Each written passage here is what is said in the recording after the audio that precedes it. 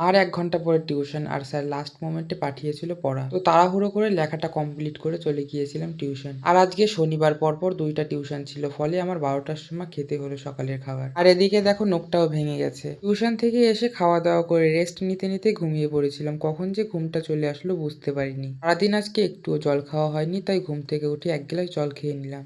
এখন সকালের বাসনগুলা ঘুম থেকে উঠে মাজছিলাম। আর আজকে প্রায় সারাদিন ১২ টার পর থেকে একনাগাড়ে বৃষ্টি হয়েই যাচ্ছে। বৃষ্টি যেমন নিজের কাজ করে যাচ্ছে, তেমন আমিও আর রেস্ট না নিয়ে ঘরগুলো গুছিয়ে নিলাম। ঘর গোছাতে বলতে ওই যে জামা কাপড়গুলো একটু এলোমেলো ছিল সেগুলো ভাঁজ করে ব্যাগে ঢুকাই দিলাম আর বই খাতাগুলো ঠিক জায়গায় রাখলাম। আর তোমাদের কমেন্ট করে জানাতে বলেছিলাম তোমরা কেউ রায়গঞ্জে আমার সাথে রুম ভাড়া থাকবে নাকি? কেউ থাকলে প্লিজ কমেন্টে জানিও। আর ৯ দিনের মধ্যেই আমার রুমমেটটা রুম ছেড়ে দিবে।